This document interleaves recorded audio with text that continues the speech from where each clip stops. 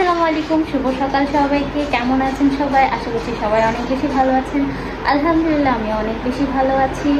তো আজকে আরেকটা দিন নিয়ে হাজির হয়ে গেলাম, ব্লগ নিয়ে হাজির হয়ে গেলাম আপনাদের মাঝে। আপনাদের সবাইকে আমার চ্যানেলে ওয়েলকাম জানাচ্ছি। তো আজকে আমি উঠে নাস্তা বরাবরের মধ্যেই নাস্তা করে নিয়েছি। এখন আজকে রান্নাবান্নার মধ্যে একদম সাদামাটা রান্নাবান্না, মানে ভাত রান্না করেছি আর পেঁপে দিয়ে মুরগি রান্না করছি এখনও। চলেন আপনাদের সাথে শেয়ার করি যে আমি কী রান্না করছি। চলো, তো কে কে আমার মতো পেঁপে দিয়ে মুরগি রান্না করেন অবশ্যই জানাবেন। এই যে আমি প্রায় রান্না করা শেষ আমার। পেঁপেটা একটু সিদ্ধ হয়ে গেলে তারপর নামিয়ে ফেলবো আর কি।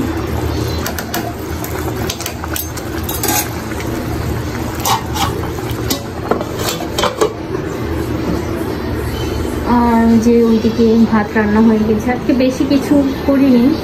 কিছু না করার কারণটা হচ্ছে আজকে আমার সেম অবস্থা, শ্বশুর শাশুড়ি কেউই নেই বাসায়, তারা ডাক্তার দেখাতে চলে গিয়েছেন। তো আমার তো বাবুকে নিয়ে একা করা পসিবল না এত কিছু। তো যতটুকু সম্ভব হয়েছে আমি করছি। বাকিটা যদি না হয়, মানে যা তরকারি রান্না করেছি আমাদের চারজনে যদি না হয়, আবার ইনশাল্লাহ সন্ধ্যাবেলা রান্না করা যাবে। তো আমি ব্লগে কী করবো আমি নিজেও জানি না, কারণ ঘরে একা কী করবো না করবো নিজেও বুঝে উঠতে পারছি না। আর সবাই প্লিজ একটু মাফ করবেন, কারণ আমি তো অভ্যস্ত না ক্যামেরার সামনে কথা বলে। এখন যখন কথা বলছি একটু কেমন যেন মানে আমার একটু কি বলে নার্ভাস ফিল হচ্ছে, যার জন্য যেই কথাটা বলতে পারি ইজিলি, সেটাও আমি দেখবেন যে আমি আটকে যাচ্ছি, হচ্ছে না। আই থিঙ্ক সবারই এরকম হয়, তো আমারও সেটাই হচ্ছে। আমি কেন জানি ঘুরঘুর করছি পুরো রুমে, মানে কি বলবো কি করবো সেটাই বুঝে উঠতে পারছি না। তো এই তো ওই যে দেখেন পিছন পিছন আমার ছেলে চলে আসছে।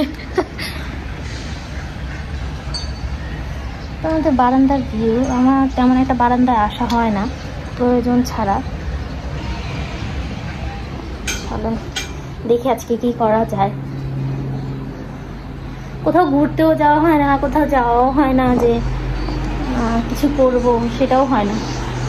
নিজে একটা আন্টি আছেন, তার বাসাও আমার যাওয়া হয় না। যাবো করে আজ যাওয়াই হচ্ছে না, যেতেই পারছি না। আমি বারবার এদিকে তাকাচ্ছি, ক্যামেরা কিন্তু আমার এখানে, আমি বারবার এদিকে তাকাচ্ছি। আচ্ছা, কারণ এইদিকে তাকালেই নিজেকে দেখা যায়, ক্যামেরার দিকে তাকালে নিজেকে দেখা যায় না, যার জন্য আমার চোখটা বারবার ওদিকে চলে যায়। এখনও চলে যাচ্ছে, এখানে তাকাতে হবে।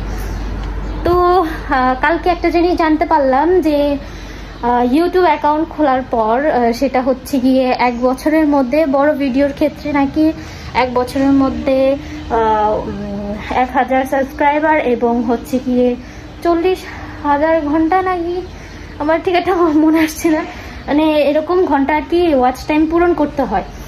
তো আমি তো ইউটিউব চ্যানেল খুলেছি প্রায় 2-3 বছর হয়ে যাচ্ছে, কিন্তু আমার ওরকমভাবে মানে ভিডিও আপলোড করা হয়নি। এই আচ্ছা, তো আমি তো জানতাম না এত কিছু। এখন দেখে একটু মনটা খারাপ লাগছে যে এই চ্যানেলের পিছনে যতটুকুই করেছি তো নিজে করেছি। এখন এটাকে বাদ দিয়ে আরেকটা ওপেন করলেও যে কেউ আমাকে সাপোর্ট করবে সেটাও তো আমি শিওর না। তো চিন্তা ভাবনা করছি হয়তো বা এই চ্যানেলে আর ব্লগ নাও দিতে পারি, নতুন কোনো চ্যানেল খুলে সেখানে দিতে পারি। তো এই তো দেখি, সবই তো আপনারা জানতে পারবেন। কিছুক্ষণ আগে শাওয়ার নিয়ে আসলাম আর বের হয়ে দেখি এই যে দেখেন কি সুন্দর বৃষ্টি, মাশাআল্লাহ ভালোই লাগছে বৃষ্টি। এদিক থেকে ওই যে ক্যান্টনমেন্টের ভিতরে ওখানে ভিউটা অনেক বেশি সুন্দর, যদিও জুম করতে পারছি না। ওখানে 2টা নদী আছে, পুকুর আছে। তো পুকুরে খুব সুন্দর একটা ভিউ পাওয়া যায়, ভালোই লাগে দেখতে। খুব সুন্দর বৃষ্টি হচ্ছে মাশাআল্লাহ। আমি দেখি একটু দেখানোর চেষ্টা করি পুকুরটা দেখানো যায় কিনা। ওই যে দেখতে পাচ্ছেন পুকুরটা, 2টা আছে, এখানে আর ওই পাশে দেখানো যাচ্ছে। আমার রুম থেকে আবার খুব ভালো করে দেখা যায়। প্রতিদিনকের মতো বিকেলবেলা একটু কফি খেয়ে নিচ্ছিলাম, বানিয়ে নিচ্ছিলাম। ভাবছিলাম কিভাবে নিজেকে প্যাম্পার করা যায়। তো এই তো আমি আমার জন্য আর মেবি আমার শাশুড়ি আম্মার জন্য কফি বানাচ্ছিলাম। পাউডার মিল্ক শেষ হয়ে যাওয়ার কারণে আমাদের চা খাওয়া হচ্ছে না বা ডালগোনা কফিও খাওয়া হচ্ছে না। তো সেই জন্য ভাবলাম যে ওকে ফাইন, ব্ল্যাক কফি খাওয়া যাক, কিছু তো একটা খেতেই হবে গরম গরম বিকেলবেলা, না হলে তো হবেই না। মানে চা জাতীয় কিছু তো খেতেই হবে আমার, এরকম একটা অবস্থা। যদি না খাই আমার মাথা ব্যথা উঠে যাবে। তো এই জন্য আর কি ব্ল্যাক কফি খাচ্ছিলাম। ব্ল্যাক কফিটাও মানে অতটা খারাপ না। আমি ভাবতাম যে ব্ল্যাক কফি কীরকম হবে টেস্টিতে, তো মানে যখন খেলাম তখন দেখলাম যে না, ভালোই লাগছে। আর ওই যে বললাম না ভিডিওতে যে আমি একটু আটকে যাই, ওই অবস্থায় আর কি, যেটা বলা যায় কথাটা, ওই কথাটাতেও আমি আটকে যাচ্ছি। তো প্লিজ সবাই একটু আমাকে টাইম দেবেন, আমি অভ্যস্ত হয়ে যাব যদি এইভাবে রেগুলার ব্লগ আপলোড করতে থাকি। তো এই তো আমরা আবার ব্ল্যাক কফি কীভাবে খাই দেখেন, চিনির সাথে খাই, খুব হেলদি। আসলে হেলদি না। যারা ব্ল্যাক কফি খান চিনিটা অ্যাভয়েড করার চেষ্টা করবেন, চিনিটা স্বাস্থ্যের জন্য অনেক ক্ষতিকর, আমরা ছাড়তে পারি না, এই হচ্ছে আমাদের সমস্যা। তো এই তো চলেন কফিটাকে এনজয় করি।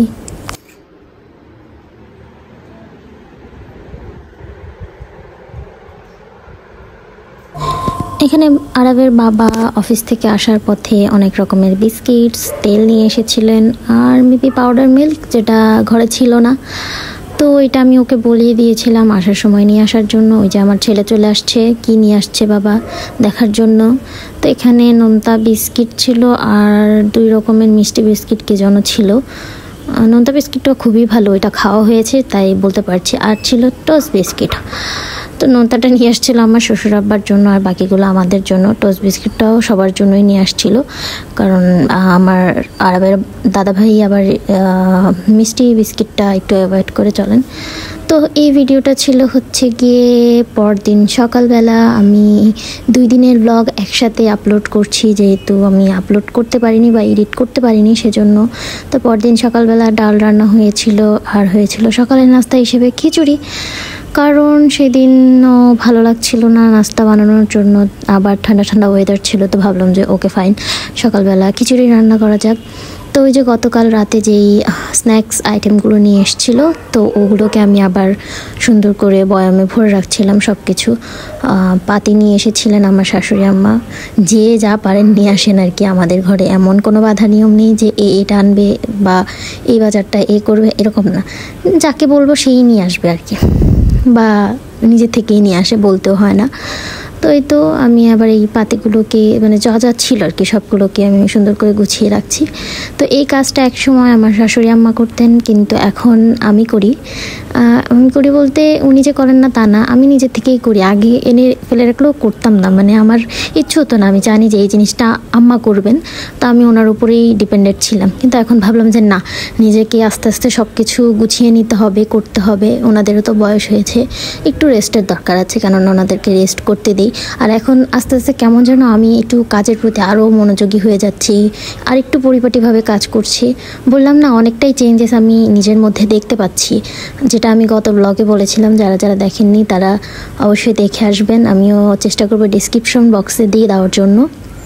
আর হ্যাঁ, এখানে একটু বলে দিয়ে রাখি, যারা যারা আমার ভিডিওটাকে দেখছেন প্লিজ একটা লাইক করে দিবেন। আপনাদের একটা লাইক আমার ভিডিওটা সবার সাথে পৌঁছে দিতে সাহায্য করবেন। আর যদি বেশি ভালো লেগে থাকে প্লিজ আমার চ্যানেলটাকে সাবস্ক্রাইব করে দিবেন এবং পাশে থাকা বেল আইকনটিতে ক্লিক করে দিবেন। তাহলে আমার প্রতিদিনকার ভিডিও ব্লগ যখনই আমি আপলোড করব আপনাদের কাছে নোটিফিকেশন চলে যাবে। তো যাই হোক, এই ছিল আমার আজকের এই কাজগুলো। তো যেটা বলছিলাম আর কি, যে পরিপাটি আমি এতটাও ছিলাম না, তবে এখন আস্তে ধীরে সেটা আরও মানে গুছিয়ে আসছে আমার মধ্যে। আমি চেষ্টা করছি নিজেকে আরও গোছানোর, আরও কিছু শেখার। তো এটাই হয় সংসার জীবন। একটা সময় সবাই আমরা যারা বৌমারা আছি তারা কিন্তু নিজেদের দায়িত্বটা নিজেরাই বুঝে নিই। তো এই তো আমি আমার সংসারটাকে এইভাবে আস্তে আস্তে গোছানোর চেষ্টা করছি। সবাই দোয়া করবেন আমার জন্য, আমার ফ্যামিলির জন্য। আর দেখতে দেখতে আমার খিচুড়িটাও রান্না হয়ে গিয়েছিল, সাথে ডিম ভাজি তো মাস্ট, যদি ঘরে ডিম থাকে। তো ওইগুলো শেষ করে আমি আবার এখানে চা বানানোর প্রিপারেশনও নিয়ে নিচ্ছিলাম, কারণ আরবের বাবা মানে রাদ আমার হাজব্যান্ড, উনি অফিসে চলে যাবেন, তাকেও তো চা দিতে হবে। সে আবার চায়ের নামে শরবত খান, মানে ঠান্ডা চা খেতে পছন্দ করেন, গরম চা খেতে পারেন না, তবে গরম কফি খেতে পারেন। কি দারুণ লজিক না? গরম কফি খেতে পারে কিন্তু গরম চা খেতে পারে না। তো যাই হোক, তার জন্য আমি আগে থেকেই কাপে মানে নিয়ে রাখি চাটা, যাতে ঠান্ডা চা উনি পান। তো এই তো এখন চাটাও ঢেলে নিচ্ছি, দেখতেই পাচ্ছেন। আসলে আমি কি বলবো, আমি না বুঝতে পাই না যখন ভয়েস ওভার দিই, মানে কিভাবে বলবো, আপনারা কিভাবে নেবেন সেটাই মাথার মধ্যে ঘুরতে থাকে ভিডিও চলাকালীন, আই মিন ভয়েস দেওয়ার সময়। তো এই তো বিকেলবেলাতে আমি একটু কি বলে এটাকে, বলেন তো আমি কি বানাচ্ছিলাম, আমি আপাতত ভুলে গেছি, পরে বলছি। তো যাই হোক, আচ্ছা মনে পড়েছে, গোলাপ জামুন বানানোর প্রিপারেশন নিচ্ছিলাম। তো এই যে দেখেন সব কিছু বানিয়ে নিচ্ছিলাম। এখানে আমি নিয়ে নিয়েছিলাম 1 কাপ পাউডার মিল্ক, সাথে ছিল না 1.5 কাপ পাউডার মিল্ক, এবং সাথে ছিল আধা কাপের মতন হচ্ছে ময়দা, আর ছিল 1 চা চামচ বেকিং পাউডার, আর ছিল হচ্ছে গিয়ে দুটো ডিমকে ভালোভাবে ফেটিয়ে তারপর এখানে দিয়ে দিয়েছিলাম। আমার এখানে একটু মিস্টেক হয়েছে, দুটো ডিম ছোট ছোট ছিল, তো অতটা হয়নি, আমিও আর বুঝতে পারিনি, দিইনি অতটা। আমি কিন্তু এর আগে বেশ কয়েকবার বানিয়েছি, তবে এরকম ফেলটুস মারিনি, বাট এবার একটু ফেলটুস মেরে গেছি। যাই হোক, আবার নেক্সট টাইম বানাবো। আর এর মাঝেও একটা বড় কাহিনী হয়ে গিয়েছে। আমি বোধহয় 3টা কি 4টা মিষ্টির গোল ডো বানিয়েছিলাম, তার মধ্যে দারাজ থেকে ফোন আসে যে আমার ডেলিভারি আসছে। আমি তো এখন এটাকে রেখেও যেতে পারছি না, আবার না গিয়েও পারছি না, তারপর এটাকে রেখে আমার যেতে হয়। তো এরই মধ্যে এই ডোটা অনেকটা শক্ত হয়ে গিয়েছিলো, আমি আর বুঝতেও পারিনি, মানে আমি ওই অবস্থাতেই কোনো রকম করে ডোটা করেছি। বাট শেষে কি হয়েছে তা আমি এই ভিডিওর শেষে বলবো বা দেখাবো। তো এই তো এখন আমার ডোগুলো বানানো শেষ, এখন এই মিষ্টিগুলোকে আমি ভেজে নিয়েছি। দেখেন মশলা দিলে খুব ভালো ফুলেছে, সব কিছুই ঠিকঠাক হয়েছে, কিন্তু শেষে এসে বরাবরের মতো একটুখানি ভুল হয়েই গেল। আসলে বেশি আশা নিয়ে কিছু বানালে আমার সাথে এরকমটাই হয় প্রতিবারই, তবে সবসময় না, প্রতিবার না, সরি মিস্টেক হয়ে গিয়েছে, প্রতিবার না, মানে মাঝে মধ্যেই হয়, এরকম হওয়াটা স্বাভাবিক। তো আমি আবারও বানাবো, তখন আপনাদের সাথে ওইটাও শেয়ার করব। তো এই যে ভেজে নিচ্ছিলাম, এর মধ্যে আমার ছেলেটা উঠে গিয়েছিল।